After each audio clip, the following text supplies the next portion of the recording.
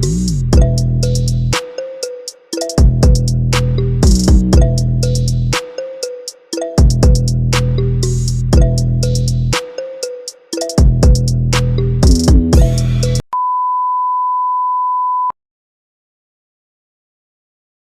dia, pessoal. Meu nome é Michele.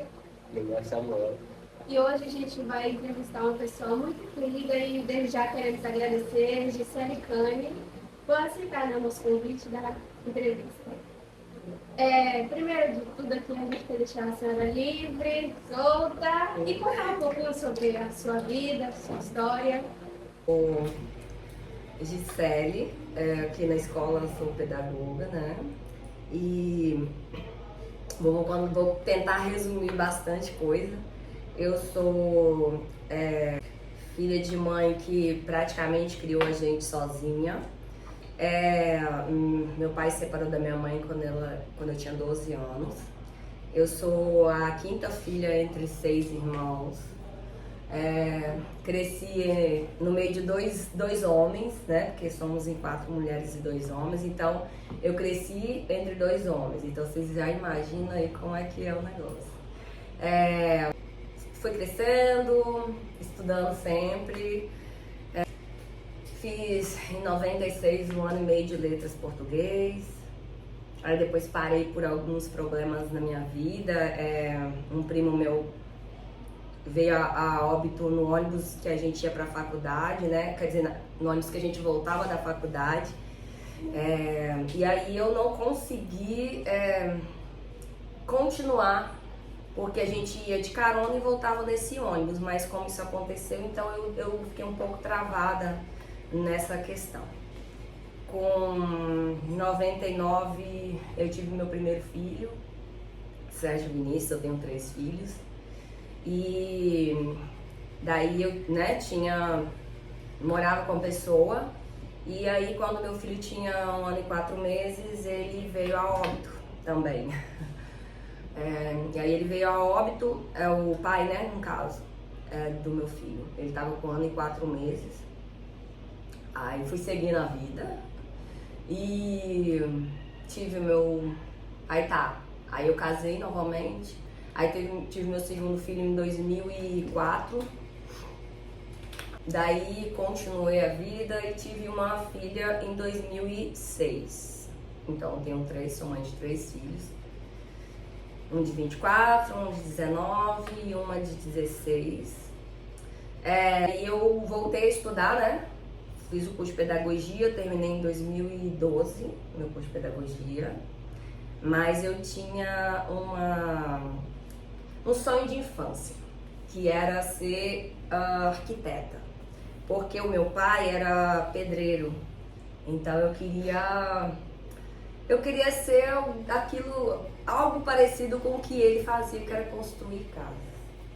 Aí esse sonho ficou meio adormecido durante muitos anos da minha vida, devido à questão emocional e à questão financeira também. Mas em 2015 eu comecei a faculdade de engenharia civil e terminei ela em 2000.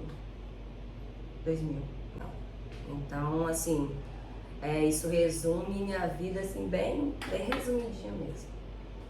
Tá, agora a gente queria voltar assim na sua parte pedagógica. O porquê que a senhora escolheu essa profissão e o que te motivou a escolher?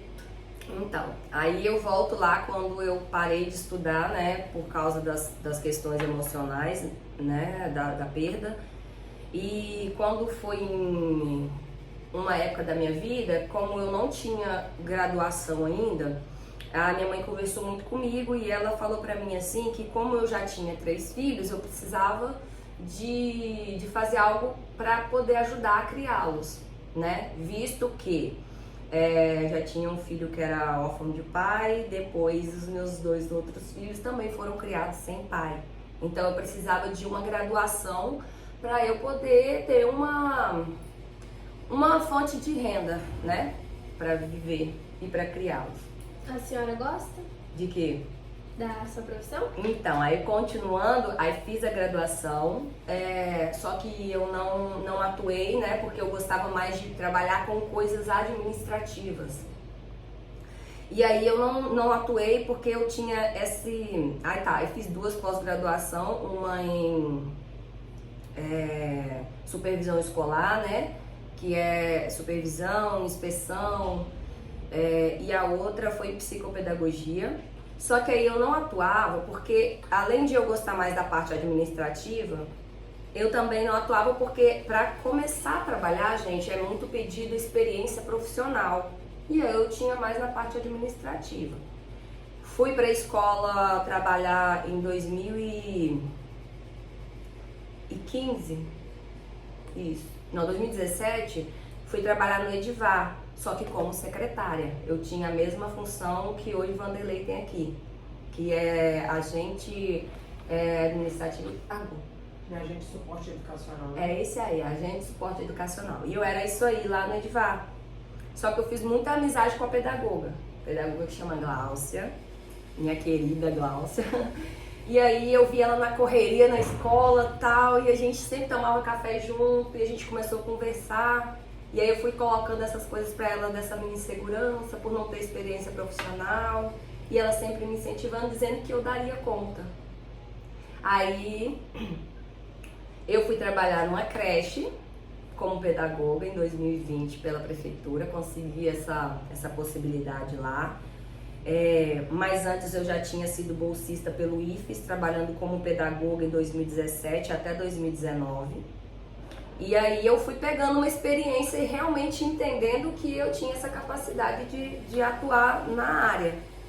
E aí em 2020 eu trabalhei numa creche. Gente, vocês não têm noção, a fofura trabalhar em creche. Os meninos são uns amores. E aí eu peguei a experiência profissional e vim para o estado.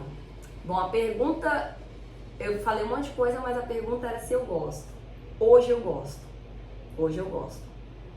Depois de ter entendido que eu era capaz, porque a gente também precisa de entender interiormente que a gente é capaz de atuar naquilo.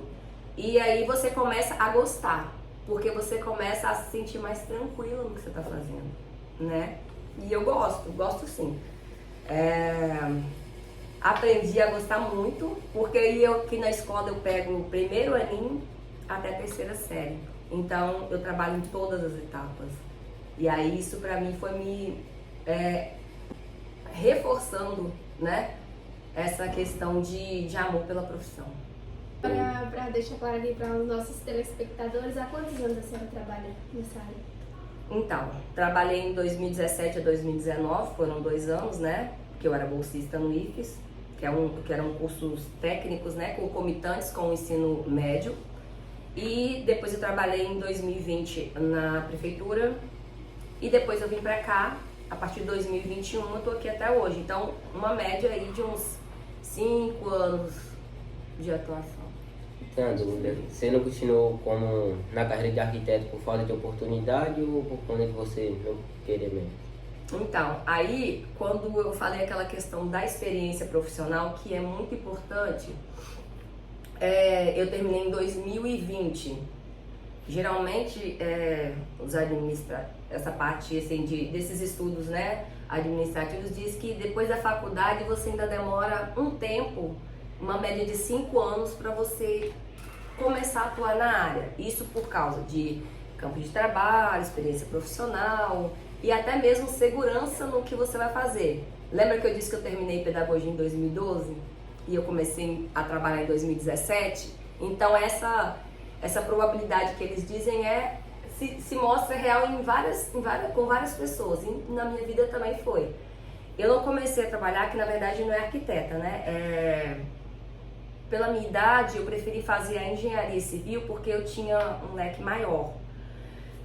Eu não atuo na área ainda porque o campo em Pedro Canário, que é onde eu moro, tem muito engenheiro civil hoje, né? Eu brinco que tem muito engenheiro civil por metro quadrado. E para eu ter uma oportunidade, eu teria que sair do meu lugar, sair de Pedro Canário, para eu poder trabalhar. Né? Eu poderia atuar ali? Poderia, mas não seria algo que seria tão rentável, porque eu teria pequenos trabalhos, né, na área. Mas eu tenho uma filha de 16 que ela hoje está no ensino médio.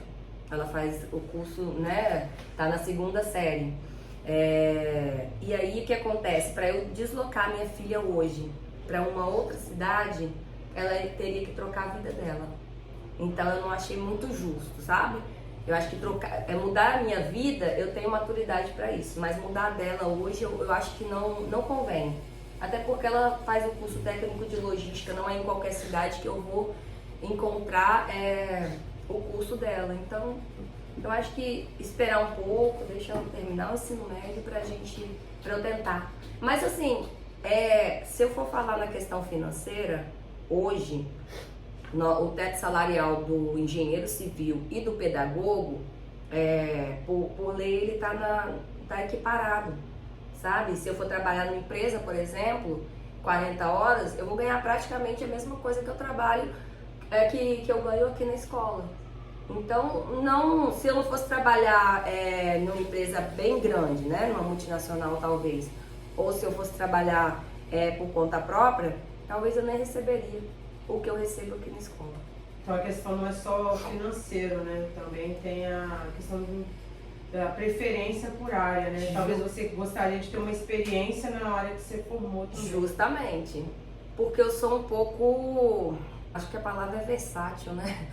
Eu sou muito faz tudo. Então, assim, eu acho que seria pra mim como algo de realização mesmo, eu acho que trabalhar na área de engenharia seria muito gratificante para mim.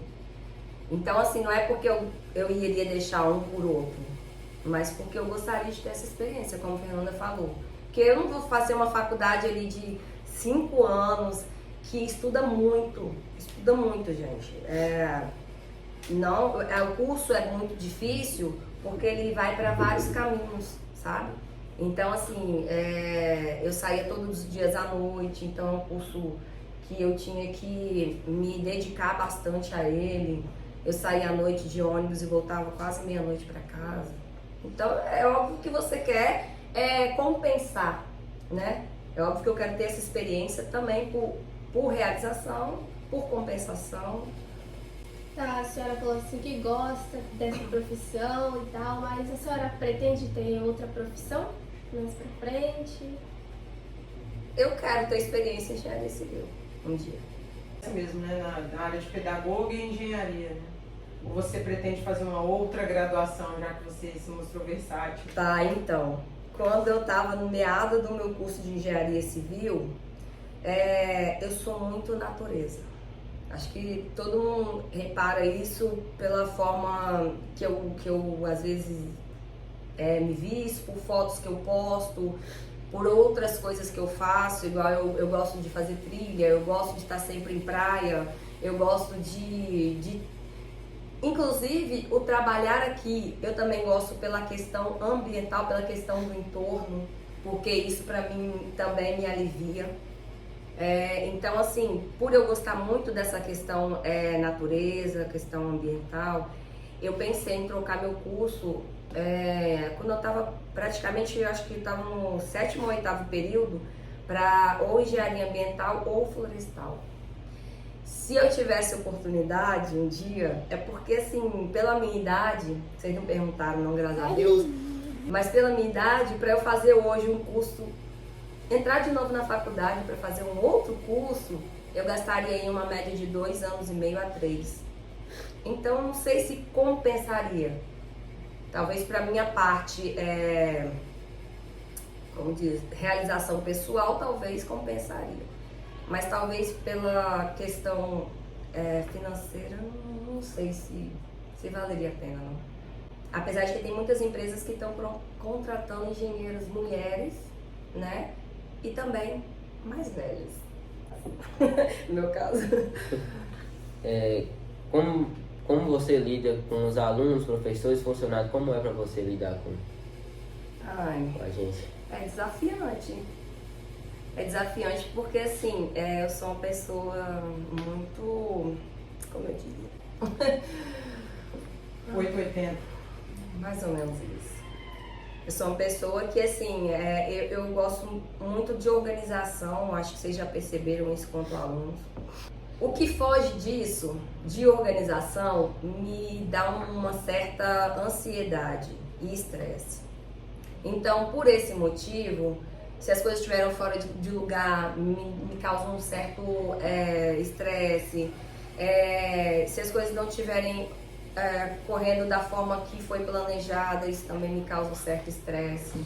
Então, eu acho que é por isso que às vezes eu fico um pouco estressadinha. Quando você falou que você gosta das coisas organizadas e tal, o que você acha que poderia mudar aqui na escola? Para ficar mais organizado? Uhum. Aí eu acho que se todo mundo soubesse o que veio fazer aqui, eu acho que já ajudaria muito. Por exemplo, o professor sabe que ele veio aqui dar aula, mas o aluno também tem que entender que ele veio aqui para estudar. E o que fugir disso vai desorganizar o processo, entende? Então, por exemplo, já pensou, eu sou pedagoga, mas eu tivesse ali, por exemplo, ajudando as meninas na limpeza. É só um exemplo, tá? Como eu não gosto de ver desorganizado, eu iria lá ajudar ela na limpeza. Vocês entendem que eu faria uma coisa boa, mas que eu estaria fugindo do meu papel?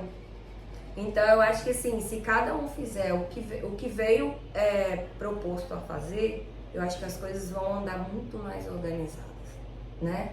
Então, às vezes é isso. Isso eu acho que ajudaria pra caramba. Ajudaria bastante, sim.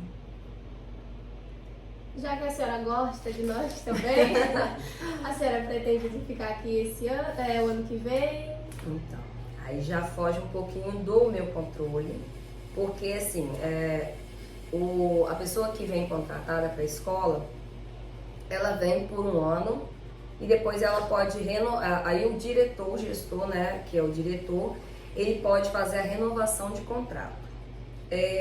Graças a Deus, os meus contratos até hoje sempre foram renovados onde eu trabalhei, sem eu precisar pedir, tá? Graças a Deus por isso também. Mas aqui, no caso, tem a questão da municipalização, né? Que isso tem corrido há vários tempos. Por pretensão minha, sim, de ficar.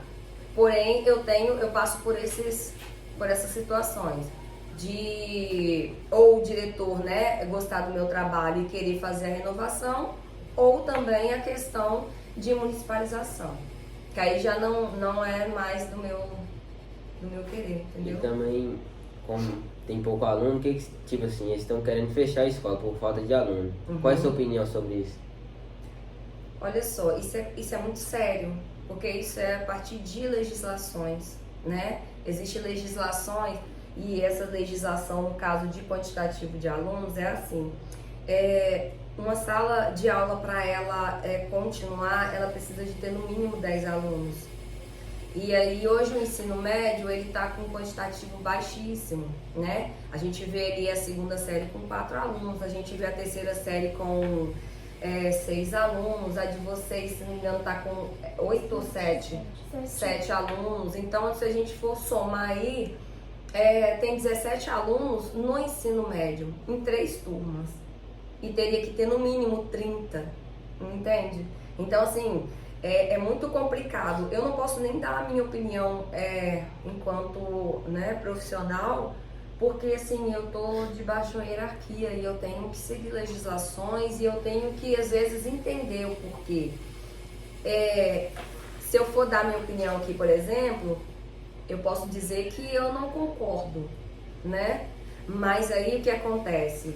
Pensa só na quantidade de profissionais que são contratados para uma turma, por exemplo, de 4 alunos. Entende? Então, assim, essa conta, ainda mais eu que fiz um curso também de engenharia, a minha mente, ela também ela vai muito para a questão de cálculo. Então, eu tenho muito essa questão de pensar, poxa, 4 para quantos? Né? Quantos profissionais tem que vir aqui para dar aula para esse quantitativo? E quanto ficaria o custo para, por exemplo, o Estado? Entende? Eu não vou nem colocar outras questões, porque, né, talvez demoraria mais, mas é mais ou menos isso, tá?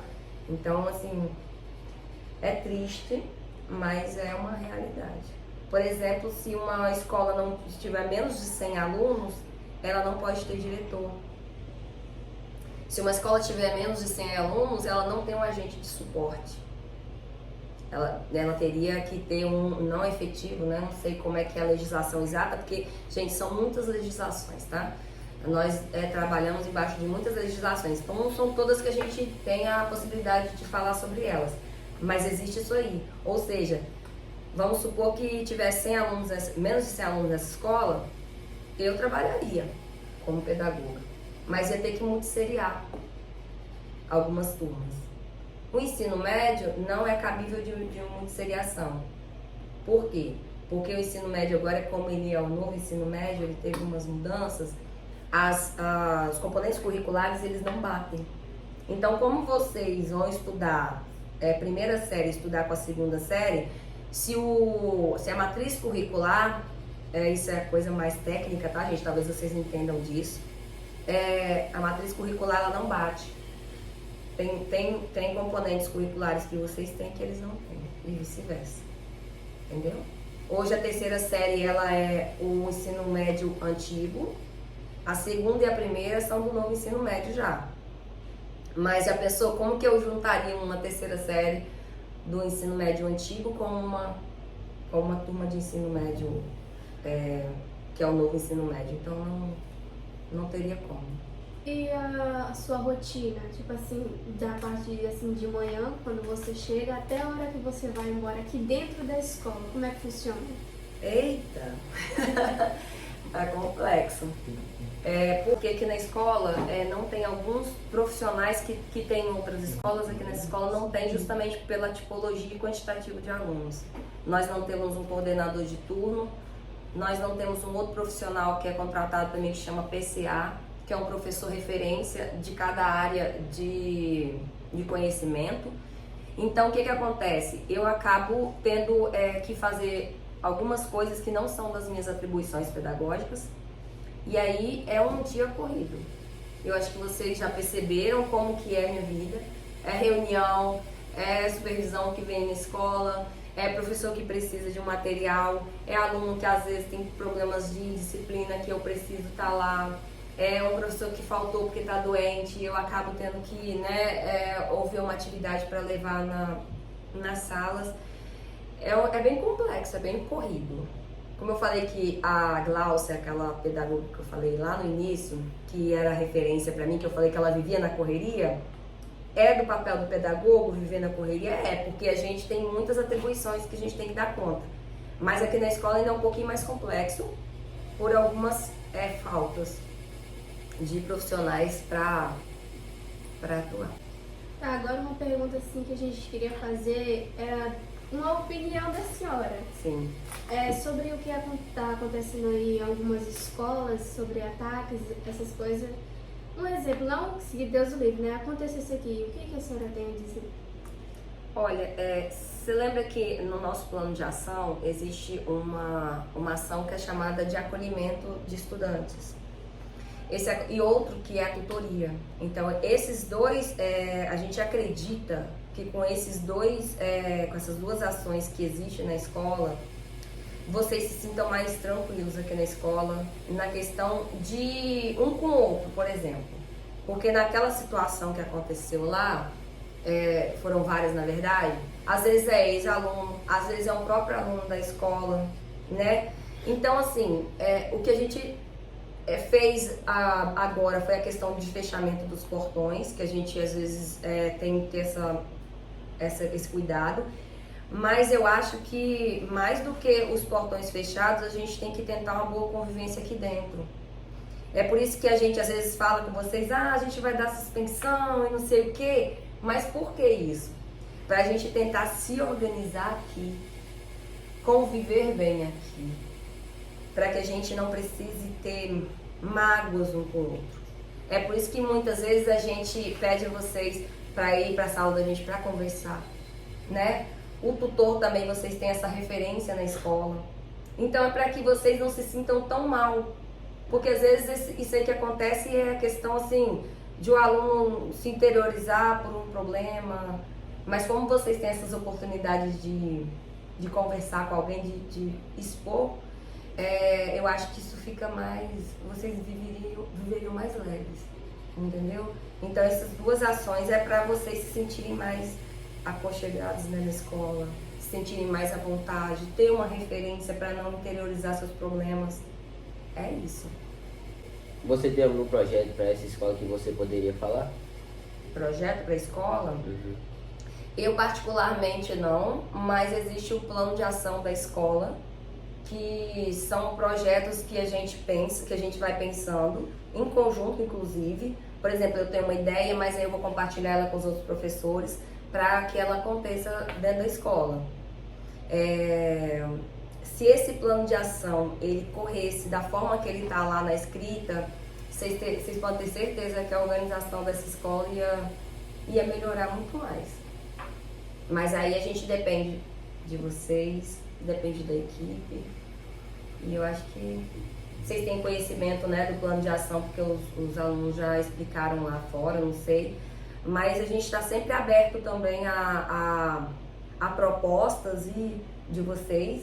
E se esses planos baterem com os planos de ação, por exemplo, ou se for uma ação que vocês acham interessante, vai estar lá.